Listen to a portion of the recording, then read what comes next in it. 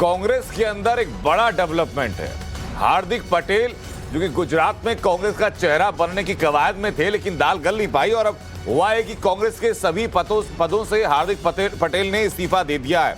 इससे पहले ही हार्दिक पटेल अपना ट्विटर का बायो चेंज कर चुके थे और तभी भी टाइम्स नाउ और नवभारत ने दिखाया था कि हार्दिक पटेल का मन परिवर्तन होने के लिए पूरी तरीके से तैयार है। और ट्वीट देखिए, उन्होंने कहा कि आज मैं हिम्मत करके कांग्रेस पार्टी के पद और पार्टी की प्राथमिक सदस्यता से इस्तीफा देता हूं।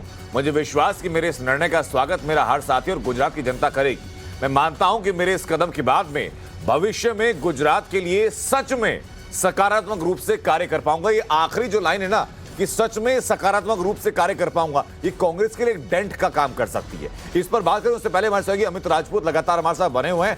अमित, क्या समीकरण है इस वक्त हार्दिक पटेल की? देखिए, जिस तरह से काफी दिनों से हार्दिक पटेल जो हैं वो कांग्रेस पे नाराज चल रहे थे और जब राहुल गांधी गुजरात के दाहोद में आए थे तब भी राहुल गांधी ने हार्दिक पटेल वहां पर मौजूद थे, ज्यादा उन्हें तवज्जो नहीं दी, जो कि उन्होंने जिग्नेश मेवानी का नाम अपने भाषण में बहुत बार लिया। यही बात थी कि जिस तरह से कांग्रेस और हार्दिक पटेल के बीच की नाराजगी थी वो स्पष्ट रूप से और सामने आ गई। लगातार हार्दिक पटेल कह रहे थे कि मैं कांग्रेस से नाराज हूं, वो जग जाहिर है, उसमें कोई दो बात नहीं है। और उनकी नाराजगी जो है वो गुजरात के कांग्रेस के नेताओं के साथ में थी और हाईकमांड को उन्होंने इस संदर्भ में जानकारी दी थी, उनका ये कहना था और उन्होंने बार बार मीडिया में ये बातें कही हैं। और उसी के चलते जो गुजरात कांग्रेस के प्रभारी हैं रघु शर्मा, उन्होंने इस मामले पे हार्दिक पटेल को सलाह दी थी और साथ ही कहा भी था कि इस तरह की बातें जो हैं वो मीडिया में ना करें, इससे पार्टी की छवि खराब होती है।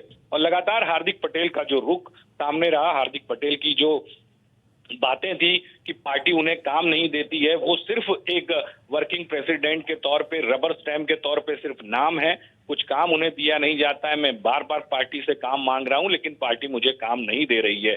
और इसी वजह से जब उनकी सुनवाई नहीं हुई है, गुजरात विधानसभा चुनाव को कुछ ही समय बाकी है और उससे पहले कांग्रेस पार्टी को एक बहुत बड़ा फटका जो है, बहुत बड़ा नुकसान जो है वो पटेल नेता के तौर पे हार्दिक पटेल के रूप में कांग्रेस को फिर से हुआ है। और ये कहा जा रहा है कि कुछ देर बाद हार्दिक पटेल जो है वो इस मामले में खुल के मीडिया के सामने आएंगे। फिलहाल ट्वीट किया है, उसके बाद में वो अपनी जो राय है और आने वाले समय की उनकी रणनीति क्या होगी वो भी मीडिया के समक्ष कहेंगे। बिल्कुल अमित, मैं वापस लौटूं आपके पास। उसी के बीच उससे पहले जरा ये समीकरणें आसान भाषा में दर्शकों को बता देते हैं कि ये पहला जो ट्वीट हार्दिक पटेल ने किया इस्तीफा देने के बाद, ये ट्वीट है, उसके नीचे ठीक नीचे एक लेटर है। इस ट्वीट की जो आखिरी लाइन है उसको पढ़ना जरूरी है। आखिरी लाइन में लिखा कि मेरे इस कदम के बाद मैं भविष्य में गुजरात के लिए सच में सकारात्मक रूप से कार्य कर पाऊंगा।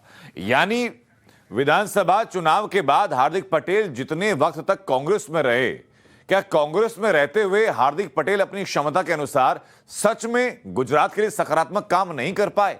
और क्या यही ईमानदार वजह है कांग्रेस से इस्तीफा देने की? ये सवाल है। उससे पहले आप जरा ये देखिए कि हार्दिक पटेल का जो लेटर है, रेजिग्नेशन लेटर है, वो कैसा है।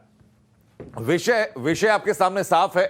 सोनिया गांधी को उन्होंने लिखा और सबसे पहली लाइन क्या है? सबसे पहली लाइन यह कि अनेक प्रयासों के बाद भी कांग्रेस पार्टी द्वारा देश हित व समाज हित के लिए बिल्कुल विपरीत कार्य करने के चलते कुछ बातें आपके ध्यान में लाना बहुत आवश्यक हो गया। यानी पहली लाइन में कांग्रेस की जो विचारधारा है या कांग्रेस की जो कार्यप्रणाली है उसके ऊपर हार्दिक पटेल ने सवाल उठाए और कहा कि कांग्रेस देश हित के विपरीत काम करती है। अगला पैराग्राफ की पहली लाइन देखिए, वो कहते हैं कि ये 21वीं सदी है और भारत विश्व का सबसे युवा देश है। देश के युवा एक सक्षम और मजबूत नेतृत्व चाहते हैं। यानी कि यहां पर एक सवाल उठा दिया गया कि देश का युवा जो सक्षम और मजबूत नेतृत्व चाहता है, क्या कांग्रेस उसको पूरा करने में सक्षम है? पिछले लगभग 3 वर्षों मैंने पाया कि कांग्रेस पार्टी सिर्फ विरोध की राजनीति तक सीमित है, जबकि देश के लोगों को विरोध नहीं, एक ऐसा विकल्प चाहिए जो भविष्य के बारे में सोचता हो, देश को आगे ले जाने की क्षमता रखता हो।